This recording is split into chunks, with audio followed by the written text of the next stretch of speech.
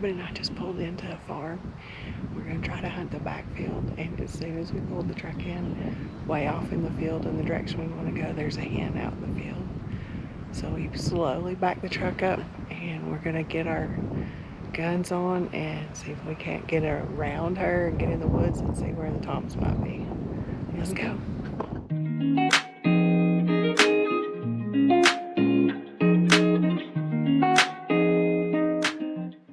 That way opens up into a little food plot.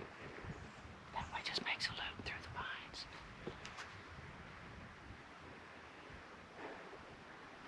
Probably that way would be better.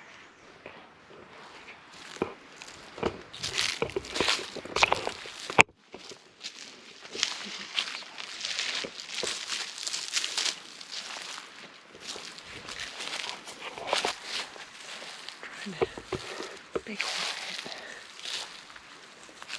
Can't be quiet in the woods.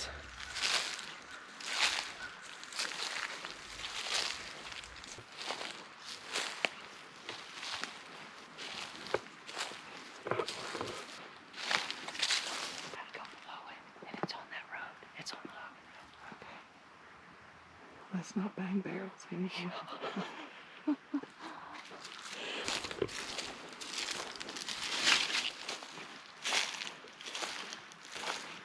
We're going to a small blind on the edge of the smallest food plot in the crosshairs or cross section of 2 logging roads.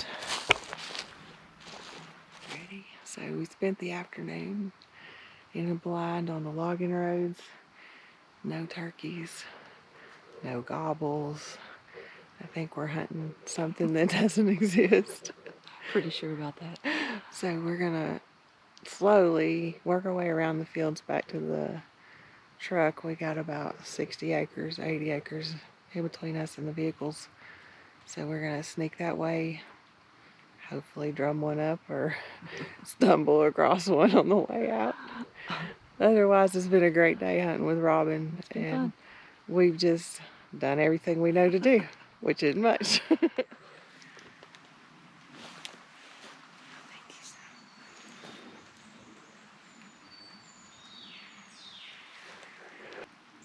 think we should keep going down this trail? Get closer to it. That logging road runs through the thing right there. And he's that same dog that roached up on that point. And we saw all those scratches on that logging road. Probably on this one.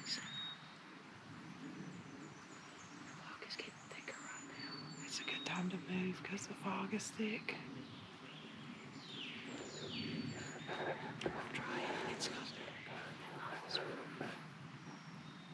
The fog is really hurting us and helping us because it's keeping them on the roost longer,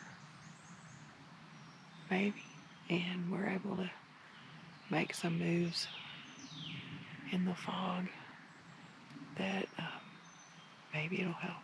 We'll see.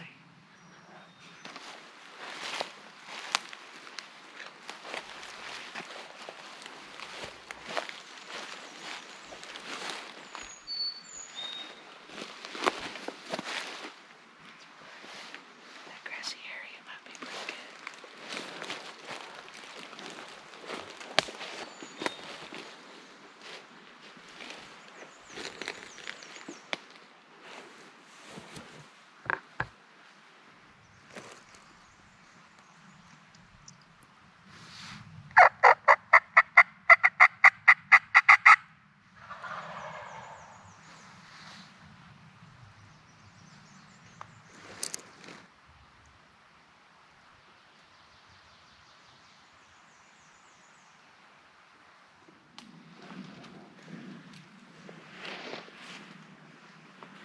So I just held position in the woods for 25 minutes.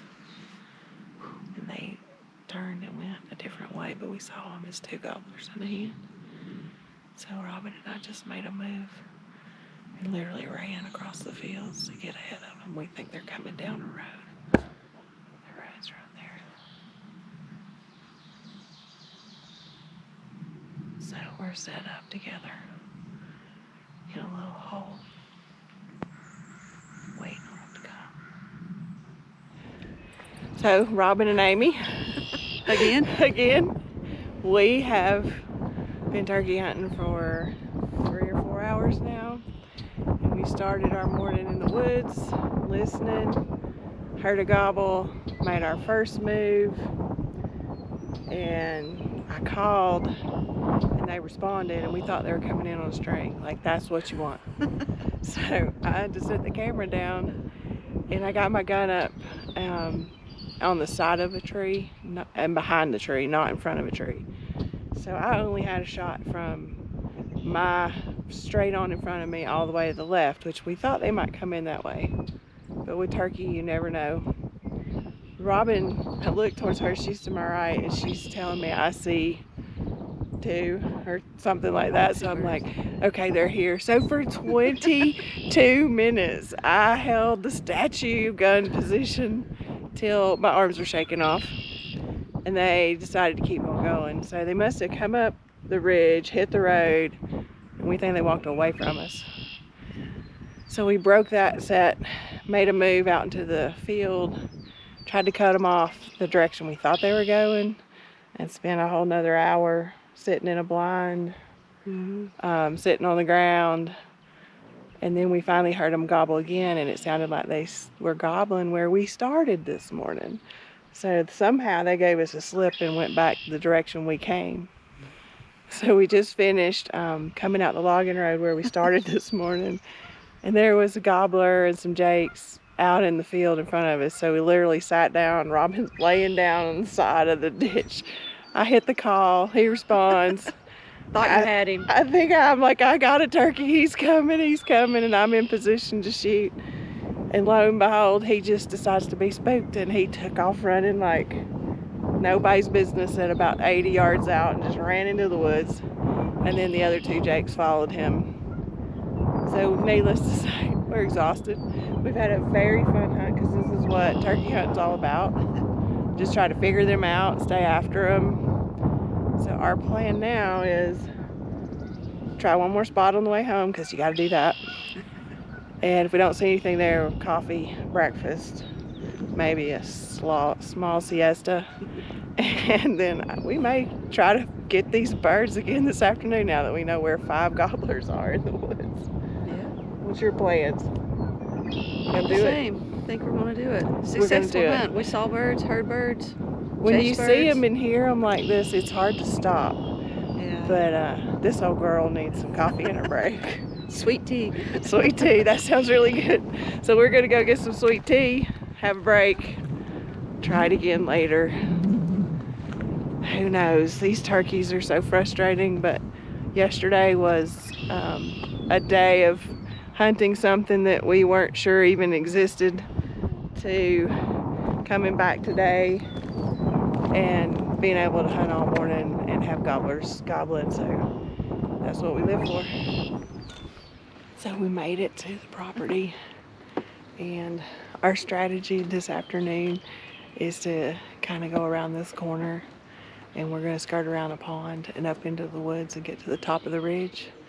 And we have some burlap brushing in material up there, so we're going to sit up there and listen and look and see if we can't call a little bit. And we're not going to hit the calls a whole lot this afternoon, but it just rained and it stopped raining, so maybe they'll get active again and they'll get out into the fields. When you're turkey hunting, you just have to improvise and make a strategy. You can't be upset when it doesn't work. That would be the #1 rule, is to just keep going, just keep trying, and set up somewhere else and try it again. Here we go.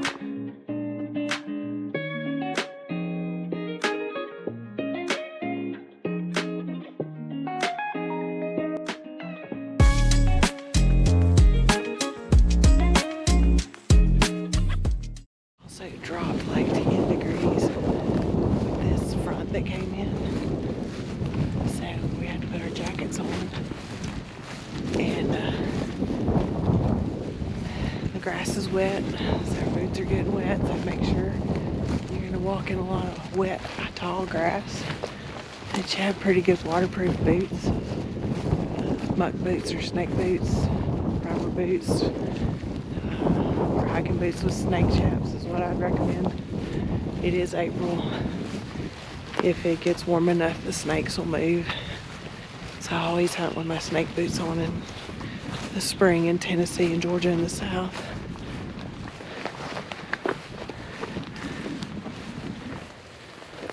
Robyn's carrying our decoy. We brought one hen, and we were hoping to just set it out edge of the field, maybe see if it attracts a gobbler.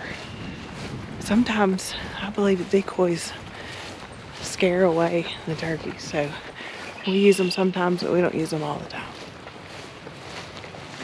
You just have to put them out and try it and see.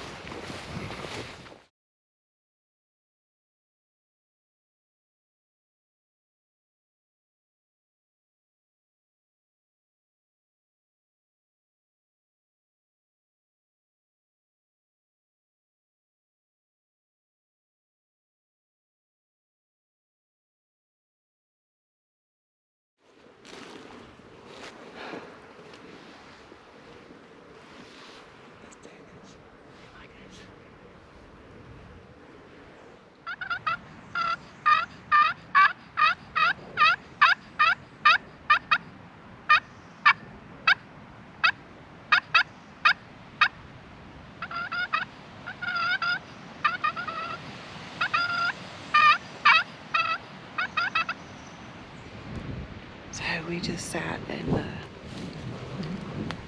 lying on the ground for an hour or more.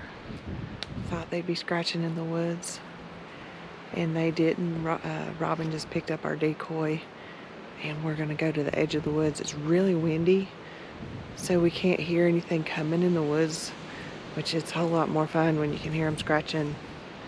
I'm not even sure that they could hear our call because it's so windy, and trees are bending a little bit, so we're gonna take our decoy and go to the edge of the woods. See if we can't get one down in the fields.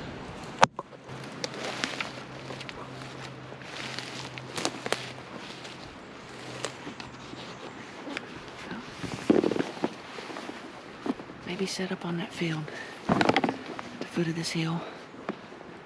Sounds good. I don't think we'll hear them coming in here. We've got a deer trail. Yeah. We about can use it to our advantage. Yeah, we have to sneak down the trail. Let's just go quietly, and when we get to the edge, we'll get the binoculars out and see if we can peek through. So this is Robyn. I'll just introduce her for you. Thank you. Tell us about NWTF and the Weed-O program in Tennessee. For the Cherokee chapter, right? Yep, Cherokee chapter here in Chattanooga. We're trying to get Women in the Outdoors program started.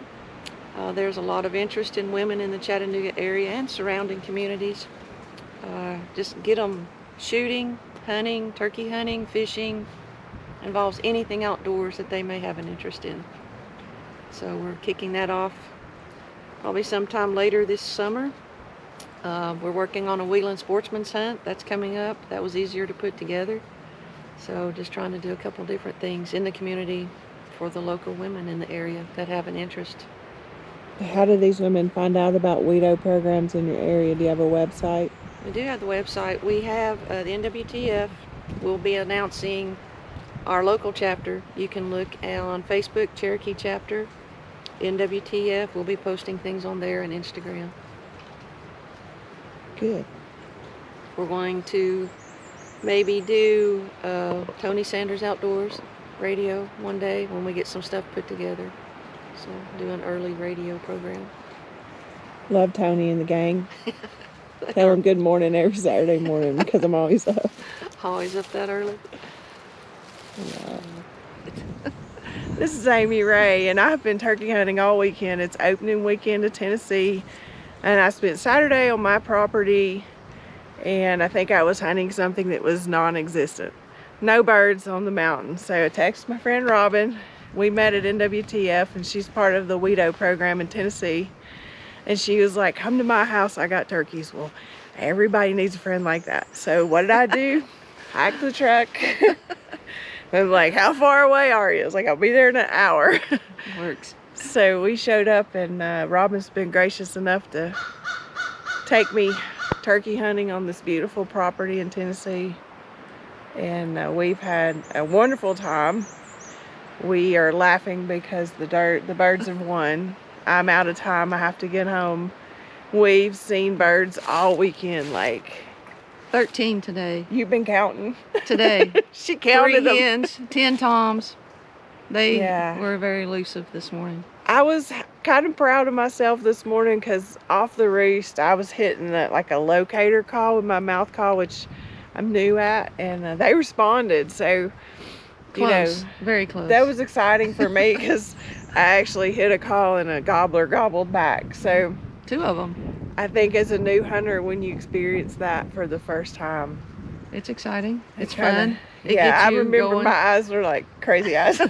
I got crazy eyes when the birds start. All the making hand motions noise. start. I'm looking at Robyn, and she's like, I see. So I got in this like gun hold position, knee up. My hands were shaking because I'd been there, and I actually had the GoPro on and sat the camera down just out of the way, and I was dying. Like, it hurt for holding that position, but he was making so much noise it sounded like he was coming.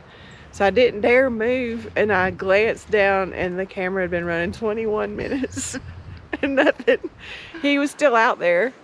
He just would. It was like that song Hung Up. Yeah. We had him hung up. We had him hung up. And I don't think he heard us. I don't think he knew we were there. We didn't set out a decoy or anything. We were just hidden really well on the side of a bank. I was literally between 3 trees and had no backstop because I was just trying to get cover.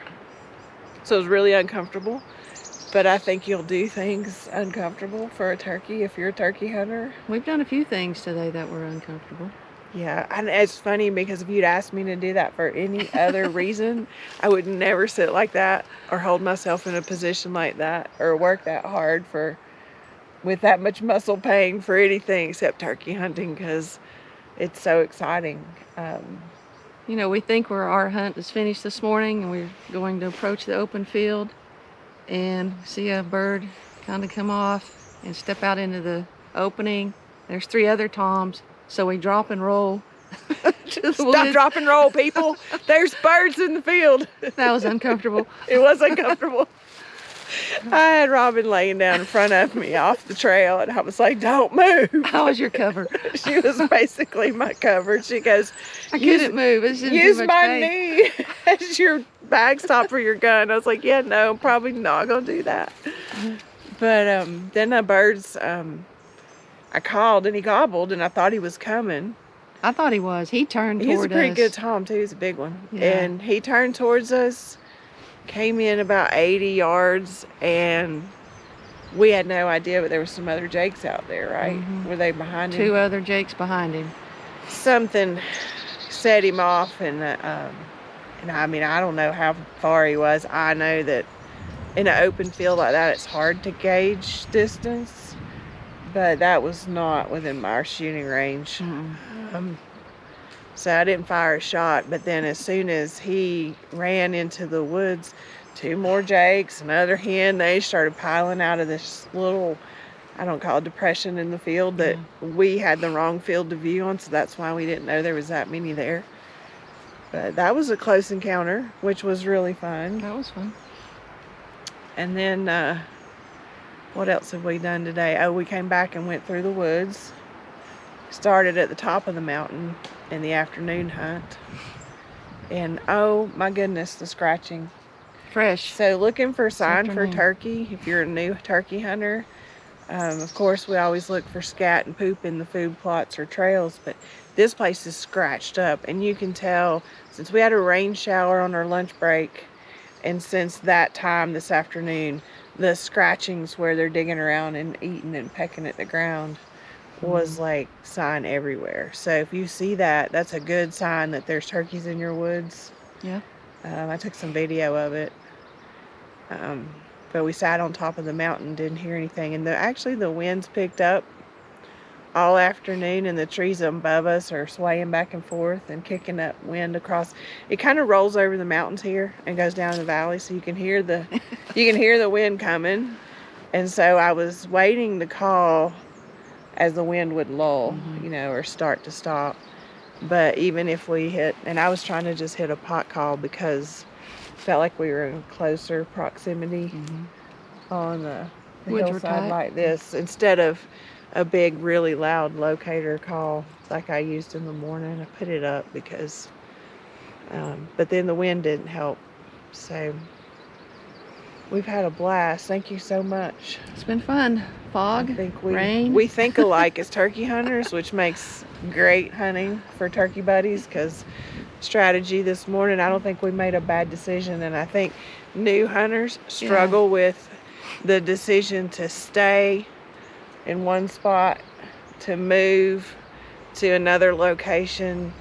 And we even moved while we had them gobbling, because when they didn't come in this morning early, they turned on a logging road, and we kind of know which direction, or we guessed which direction they were going.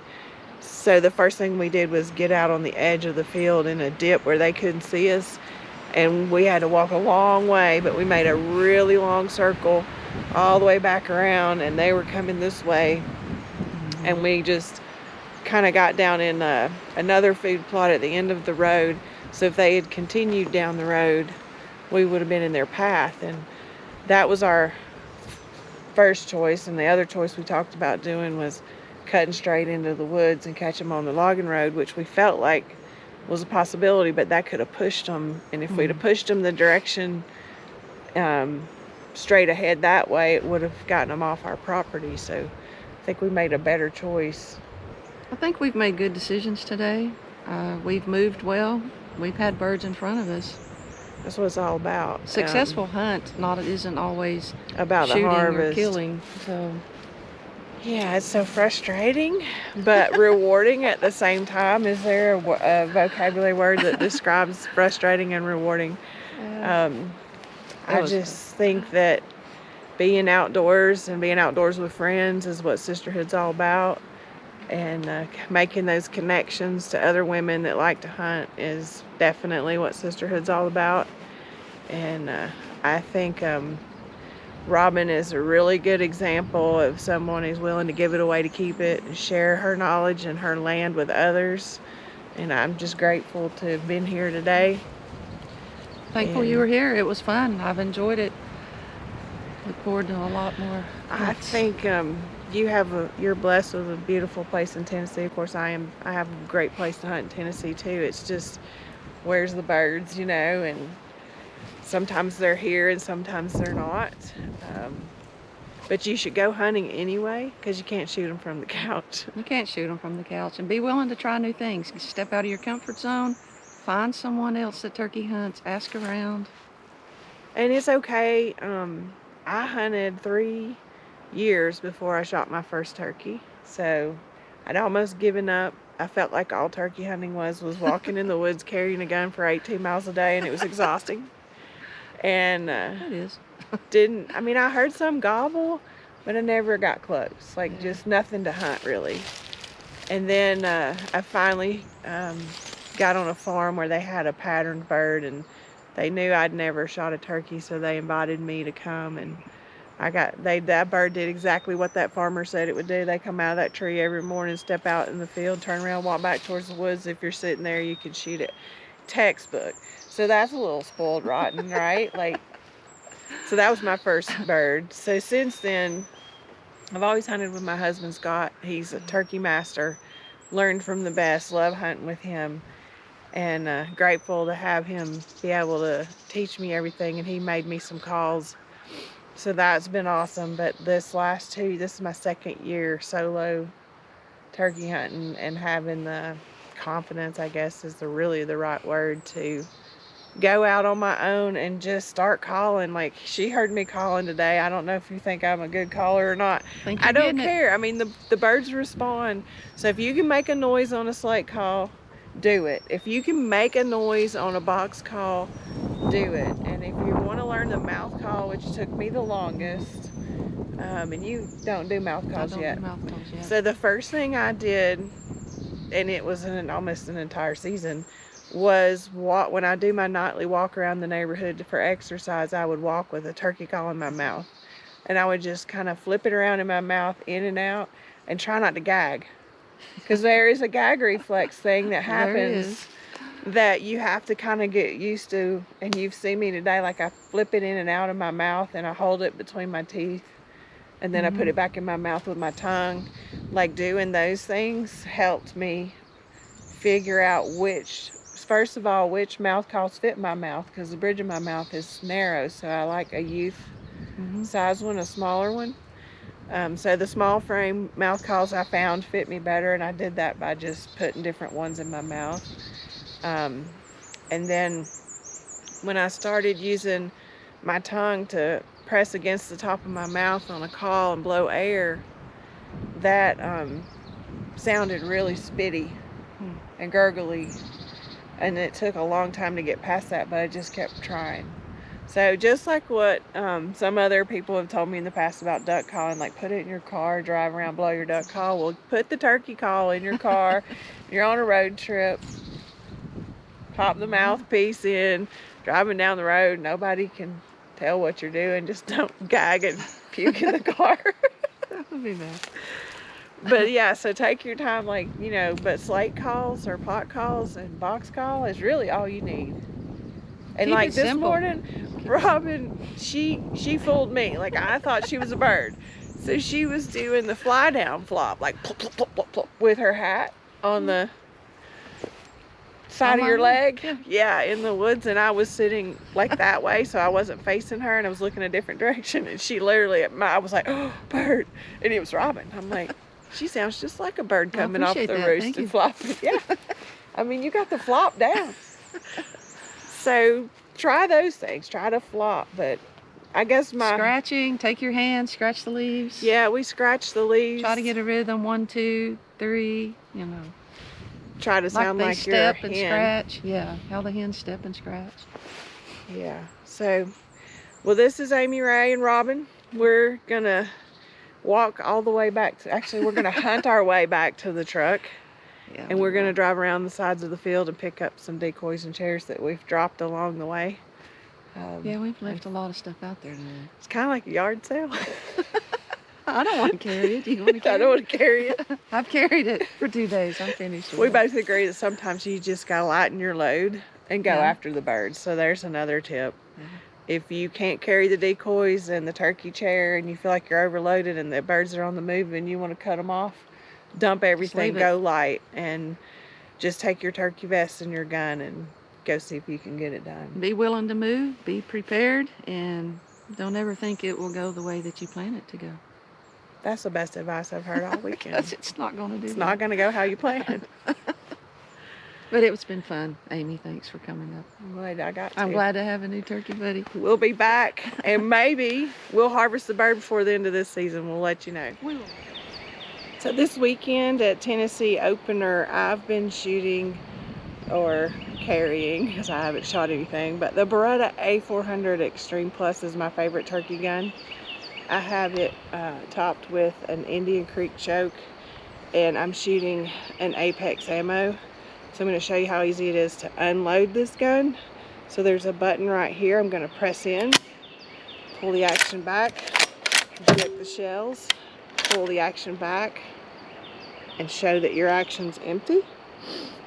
And I really like the balance of this gun. I've had to hold it like in the turkey position for 20-30 minutes today, and it's balanced really well. And one thing I really like about it with 12 gauge is when I shoot the turkey 12 gauge and I'm shooting a TSS load from Apex, there is a kickoff recoil system in the Beretta that makes it a whole lot more pleasurable to shoot.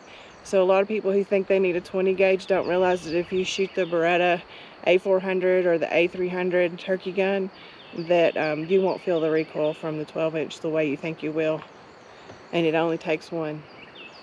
Thanks to Beretta for helping us create moments of belonging in the outdoors with Sisterhood Outdoors. Cut it. Show's over. No bird. So, no bird. End of story. If we were hunting turkeys today to fill our freezer, we'd starve. True story. No bird.